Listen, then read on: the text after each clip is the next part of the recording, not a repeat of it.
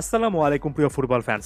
Inter Miami শেষ পর্যন্ত Leonardo ক্যাম্পানার দুর্দান্ত একটা গোলে জয় পেয়েছে, এমন একটা ম্যাচে জয় পেয়েছে যেখানে লিওনেল মেসি স্টার্টিং লাইনআপে ছিলেন, তবে একেবারে চিরচানা সহজাত ফর্মে ছিলেন না।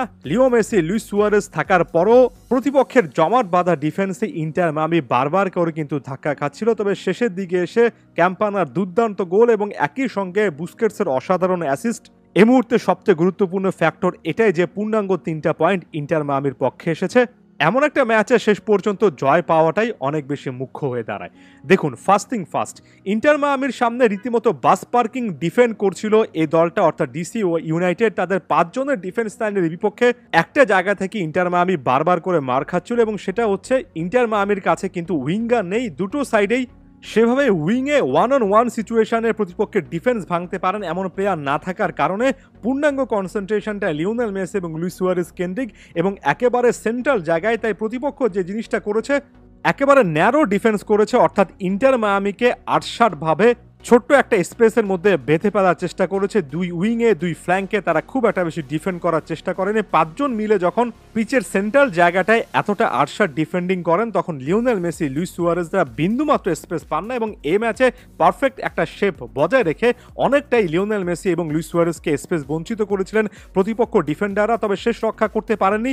এর আগের একটা ভিডিওতে বলছিলাম যে সার্জিও বুস্কেটসকে যতটুকু উপরে উঠে খেলানো যায়, কিংবা বুস্কেট যত বেশি করে ডিবক্সে প্লেয়ারদের সঙ্গে লিঙ্ক আপ করতে পারবেন, তত বেশি ইন্টার মায়ামির জন্য ভালো হবে। কারণ মিডফিল্ডে সার্জিও বুস্কেটসের আশেপাশে যে প্লেয়াররা খেলেন তারা কিন্তু খুব একটা বেশি ক্রিয়েটিভ নন, তারা ফাইনাল থার্ডে সেই চান্সেসগুলো ক্রিয়েট করতে পারেন না। একেবারে সাবলাইম বেস্ট ফর্মে সার্জিও বুস্কেটসের অসাধারণ একটা পাস, তবে এর সঙ্গে অবশ্যই লিওনার্দো ক্যাম্পানার রানটারও প্রশংসা করতে হবে। লুইস সুয়ারেজ খুব একটা বেশি রানিং করছিলেন না, ক্যাম্পানা কিন্তু লুইস সুয়ারেজের ওই জায়গাটায় দুজন ডিফেন্ডারের মাঝখানে সার্জিও বুস্কেটসের পাসটা যখন আসছিল তখন রানটা মেক করছিল, এবং সার্জিও বুস্কেটসও অসাধারণভাবে তাকে খুঁজে পেয়েছেন, এবং সে জায়গা থেকে যেভাবে ক্যাম্পানা ফিনিশ করে এসেছেন সেটাও কিন্তু দেখার মতো ছিল। অনেক দিন ধরে ক্যাম্পানায় এই গোলটা মনে রাখবেন। ইন্টার মায়ামির এই দলটাতে লিওনেল মেসি এবং সার্জিও বুস্কেটসের পাশাপাশি একজন ডিপি বা ডেজিগনেটেড প্লেয়ার হিসেবে ক্যাম্পানাও কিন্তু আছেন। ক্যাম্পানা শেষ পর্যন্ত টিকে থাকতে পারবেন কিনা সেটা নিয়েও গুঞ্জন আছে, তবে ক্যাম্পানা যত বেশি করে এই টাইপের পারফরমেন্সগুলো দেবেন, ম্যাচ উইনিং পারফরমেন্স দেবেন, তাকে ঘিরে ওই গুঞ্জনটা কিন্তু অনেকটুকু ক্লিয়ার হয়ে যাবে। একটা সারপ্রাইজিং ফ্যাক্টর হচ্ছে এটা যে ক্যাম্পানার কিন্তু এই ম্যাচটা স্টার্ট করার বা পরবর্তীতে মাঠে নামার কোনো কথাই ছিল না।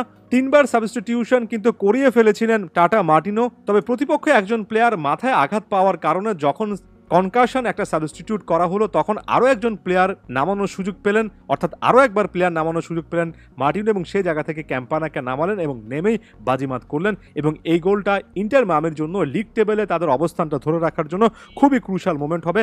আপনার যদি শেষ পর্যন্ত একটা লিগে চ্যাম্পিয়ন হতে হয় এমন টাইপের ম্যাচে শেষ মুহূর্তে লাকেরও একটা ফেভার লাগে। ইন্টার মায়ামির লাকটাও তাদের ফেভারে ছিল। ড্রেক ক্যালেন্ডার শেষের দিকে এসে একাধিক জোরালো সেভ করেছেন।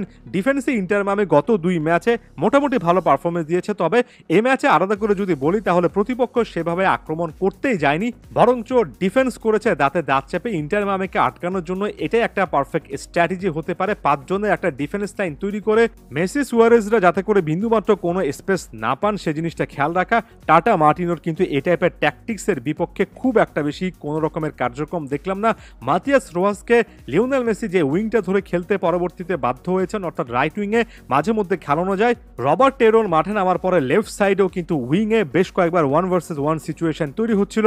রোহাসকে রাইট উইংয়ে কখনো কখনো নিয়ে এসে যদি মিডফিল্ডে আরেকটু বেশি ক্রিয়েটিভ করা যেত, বিশেষ করে যদি ডিয়েগো গোমেজ ইনজুরি থেকে ফিরে এসে এই মিডফিল্ডে জয়েন করতে পারতেন, তাহলে মিডফিল্ডের অবস্থাটা, ওভারঅল ফাইনাল থার্ডের অবস্থাটা আরেকটু বেশি করে ভালো হতো। কারণ টাটা মার্টিনোর কাছে যথেষ্ট অপশনও নেই। মিডফিল্ডে ডেভিড রুইসকে শেষের দিকে নামিয়েছিলেন, যে রুইস গত সিজনে দুর্দান্ত পারফর্ম করেছিলেন।